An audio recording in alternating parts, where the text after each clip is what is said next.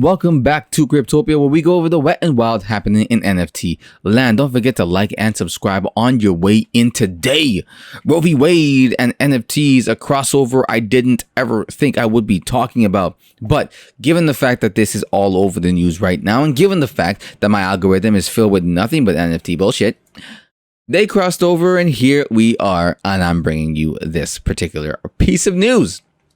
So I'm not too familiar with the Roe v. Wade stuff. As far as I know, it was a law that America had. I'm Canadian. We have long since done this to death. No pun intended. We have figured out how we wanted to govern this particular issue, and we have found a way that works just fine for us. I employ Americans to do it as well. But anyways, the way you guys have it set up right now, if you are American, is simply that before, I guess, you had the choice independently, mayhaps, but now it is going to be done state by state. Okay, sure. So the reason I'm not here to debate all that, because that's not really my place. I'm an NFT YouTuber, and that's what I'm talking about here. So less than 24 hours after Roe v. Wade draft opinion leaked, Molly Dixon was on her laptop making an impassioned case for the transformative power of cowgirl images. So this is a do I have cowgirl images up here? I did before. I'll try and throw them up on screen. So the cowgirl images was a NFT that she created along with some friends and blah blah blah, and it was, you know, raising funds for a different particular female centric I don't know what organization, charity, right? That was the whole point of that first one that she made, and she made about like $30,000 with that. So now she's creating, or kind of creating, a part two to Computer Cowgirl DAO. And so this time around, she's kind of coming back round two with another set of NFTs that will then be given to some sort of abortion specific charity. Either it's helping women who are in need or helping women travel there, etc., etc. And that's kind of the whole thing of what she's doing. So she's a 38, intent on making sure abortion rights groups remain strong, even if the Supreme Court overturns the 1973 decision in Roe v. Wade. So she and a few partners are forming Cowgirl DAO.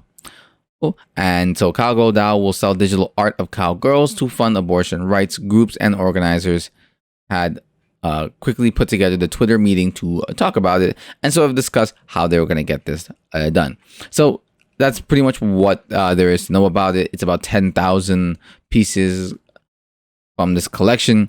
They have like 3 tiers in that, you know, 0.03 ETH, 0.09 ETH, and then 0.9 ETH, the most expensive one.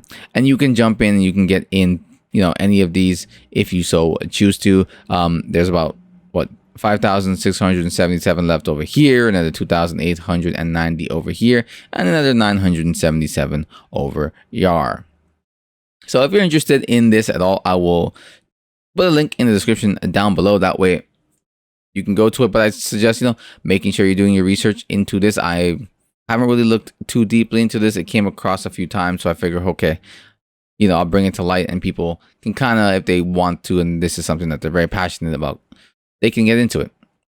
So moving on to some some traditional NFT news. A tale of two NFT parties, Doodles versus Goblin Town. Not really a Doodles versus Goblin Town, to be honest, when you read this article. But hey, a ton of stuff was going down. Let me see if I can bring some of it over. During the festival, or the NYC NFT event that took place this earlier last week, right? The 23rd, the 20th to like the 23rd, 24th, something like that, right?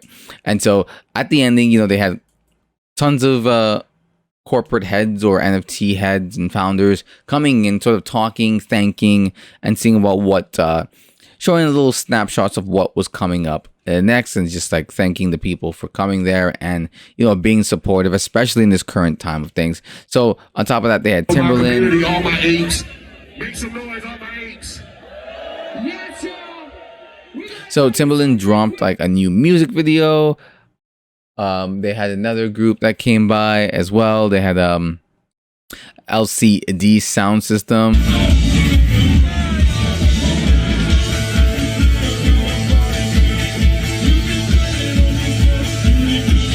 So it was pretty crazy, and there's a bunch of other clips of like raves, little mini raves that were going on and stuff like that. So it actually seemed like a lot of fun. And so what I like about this article is it sort of encapsulates a lot of what I was reading in when I was reading about NYC stuff over the week. So if you only followed NFT NYC from afar on Twitter this week, you could easily have the impression that the entire event was a disaster, resulting in public ridicule. There were tweets making fun of Ape Fest, tweets laughing at an NFT date proposal. Now, this part is a little bit cringy. So the Ape Fest part, though, which is very funny because that's around the time that the other, which is probably on purpose, actually, now that I think about it, released that whole Nazi video. And now there's a lawsuit going on. Yeah, no, following the end of Ape Fest, I guess they were like, all right, let's get back to business. So this was a little bit weird. This is the proposal part. Send everything to absolute zero. This guy's a menace to society, literally. So, Michelle _ NFT, will you go on a date with me? And he makes a billboard about it. And then she tweets out, when they ask you out via Times Square billboard, but it's a mutant PFP. So, this is strange. I don't know what else to say. This is stranger. So I thought this was like she knew him and they were dating or whatever, but apparently no. It was like, apparently that didn't happen. So this is hilarious. You guys see that? No, you can't see that in the head. One of these replies is like, mark it down so bad, motherfucker could not afford to put a rock on it. Hilarious. So this guy asked her to marry him, some random dude, assuming she said no. All those motherfuckers with apes that can't afford a jacket. It's too much. These people are too much. You guys are hilarious. And then she also... So the funny thing is that she bought a date to NYC. So, and then this happened. It says right here, I flew a guy out to attend Ape Fest with me, and people still think I'm someone's plus one. Anyways, this is a little bit weird. I don't know why you would want to do that. But anyways, and a viral tweet thread declaring NFT NYC had already failed on Monday night. There were some moments where it was like, I guess, a little bit barren here and there. There wasn't a lot of people, but like the event had just started. It's also a weekday. Like people still have like stuff to do. Like, do people not realize that people still have lives, like, and stuff to do? So anyways, on Monday night when the week had barely begun, the truth is less satisfying for NFT skeptics and haters. That's right. The vibes were super positive and everyone I encountered was bullish, being the person who wrote this, despite brutal crypto downturn. So a launch panel and parties scattered across the city. People proudly pumped their JPEGs. They wore stuff that, clothing that had the, like, you know, punks, apes, cool cats and all this stuff on hoodies, hats, and jackets, but people also discussed the NFT utility. So these guy highlights very two specific parties in particular provided a perfect accidental contrast in where the hottest NFT collections stand right now. So you had the Doodles, which I'm going to be making a bigger video on Doodles, as that's kind of, you know, they're about to launch their second collection. Doodle's, the number 13 best-selling NFT collection ever, held a kickoff party on Tuesday night. The CEO came by, you know what I mean, talking about how they sold out in minutes, made 26,000 ETH in the Doodle bank. You know what I mean, like all the stuff I said before, all the praising, all the like hurrah, charah. But, and then he also introduced a pre-taped video that 776 Ventures had led the first ever Doodles fundraising round, which is pretty cool. And, you know, also to take note is that a pre-taped video of Pharrell, who's now the new chief brand officer of Doodles. Sure, why not? I don't like celebrities in the space, but I understand their usefulness for sure. So after Doodle's event, this guy went over to the Goblin Town event, which was way different, a lot more chilled, a lot more relaxed. So he's like, it was fitting. There's because they got no roadmap, no Discord, no utility, no nothing, right? So the people who were speaking in Goblin were the people who organized the event were speaking in Goblin gibberish inside the party. There were Illuminati triangles, tarot cards, and a real tattoo station. That's really sick. At an after party on the dance floor, people were adorned in goblin masks, gummy burgers, and wanted signs with Beeple's face on them. That's hilarious. So it just seemed like fun, and to this person, this was what it felt like. The community was there, and yeah, I mean, once you put money into anything, it does start to sour it a little bit, and there really is. I mean, obviously, there's still money in this, but comparatively to like Doodles or anything else, it's not the same, and you can't just be purely what you are at the end of the day, which is nothing more than a PFP, and that's not a bash. That's just good. Actually, that's just exactly what it needs to be, a PFP project. I also don't think it needs to only be that. This guy said maybe, but NFTs are supposed to be fun. If not fun, what are they doing here? I mean, they could be, they're whatever people need them to be. They don't always have to be ridiculous, crazy stuff going on. To be honest with you, it can just be, it can be like the regular non-crazy stuff going on, but it can also be the crazy stuff going on. You get both, and that's what makes them cool, and that's what makes them, NFTs really. Other than that, moving on, Square Enix is back in the news again. But hey, it might be good news, okay? So Square Enix wants to develop story-focused NFT games, as you fucking should, but it doesn't plan to make Final Fantasy NFT games anytime soon. I think that's an inevitability, but it's good to keep it as far away from that as you possibly can for as long as you possibly can. So Square Enix plans to create story-focused NFTs. Boom. According to the company's 2022 shareholder meeting report, it plans to continue to integrate blockchain technology into game development. As revealed in the report, the company's medium-term goals include the development of blockchain games and entertainment products. However, when discussing how the blockchain would impact the company's biggest franchises, Square Enix president Yosuke Matsuda said it still too early to consider making Dragon Quest and Final Fantasy blockchain games. And agreed. Again, well said. Do not touch these things until you are, you know how you want these games to work. Start off with some individual random new IPs that you were testing, have some ideas for, want to see. Someone comes up with some stuff that the NFTs can be useful for. How do you make them work, integrate them, and not make them seem like a cash grab, or at least make it a fun cash grab if it's going to be a cash grab anyways. So they have a lot of work to do. What is this? Why did I click on this? I don't know. Never mind. I thought this was something else. So Square Enix recently with that's pretty much it. When the acquisition was announced, Square Enix said that the transaction enabled the launch of a new business by moving forward to investment. Okay. So yeah. So that's pretty much that as well. We're gonna hear this gaming. It's gonna be a constant back and forth for a long time, especially with gaming stuff. But I think eventually gaming will just take over. NFT gaming will take over even traditional gaming. It just might not happen overnight, and it probably shouldn't, because you're going to piss a lot of people off that way. In sports NFT news, the sports industry has been significantly enamored with NFTs over the past year, from athletes launching collections to to celebrate milestones, to organizations and individuals launching companies around the NFT space. It appears that the world of sports collectibles can never be exhausted. So here's the thing that I would love to see: a lot of sports stuff turn to NFTs.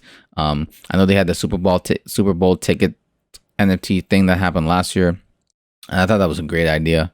I would love to see more stuff related to NFTs and sports in that way. I don't even like sports. I think it's just cool for the fans to have these. There's also a basketball one as well, and it would change depending on how your player was doing that season. That's fantastic to me. I'm like, you know what I mean? Like, that is so cool. So I feel like, even as someone that doesn't like sports or has any real affection for it, or any real talent for it, it's just a cool thing to do with NFTs, and I think, why not? So earlier this week, industry news sources confirmed that the National Hockey League will launch an NFT marketplace. The league, along with its player associations and alumni, has partnered with NFT integration platform Suite to launch a new NFT marketplace as well as a unique NFT collection. So this is going to be fantastic. I think it's just a good idea. These are very simple, small things you can do.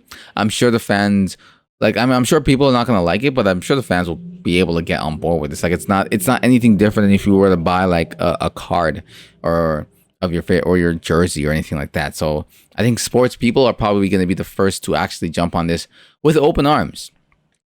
So the league will also be looking to gamify the platform's experience. They will offer promos and quests that will keep fans engaged and guarantee their return. This way, fans can see the NFT is available and easily make purchase. That sounds like fun. I missed this article over here. It was focused on allowing users to trade NFTs easily and also support league accredited token creators who would like to issue limited. Okay. And lastly, in some more NFT sports news, Cristiano Ronaldo has announced his latest endorsement, pinning a multi-year NFT partnership with cryptocurrency company Binface. What a name, Binface. The veteran forward 37-year-old boasts several commercial deals with companies such as Nike, Egyptian Steel, a bunch of places. These lucrative contracts top up his eye-watering Manchester United salary, believed to be €300,000 a week. Oh my God. A week?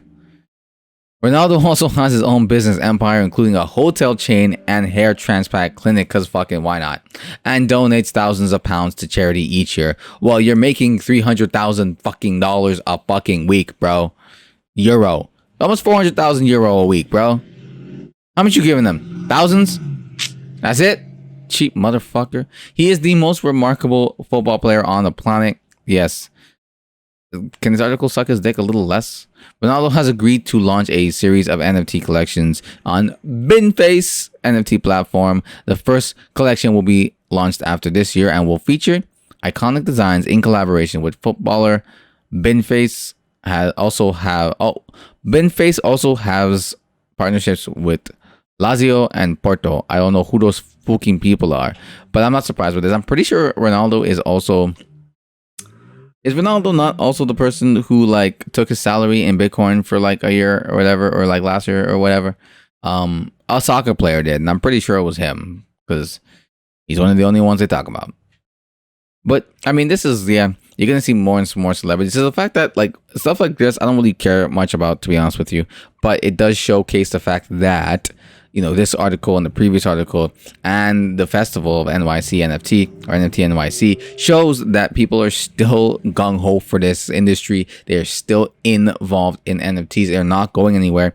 Doesn't matter that the volume has dropped, that tons of projects have hit all-time new lows in their floor. It is unfortunate, but I've said this way before that this was definitely coming. 98% of these projects were going to fail.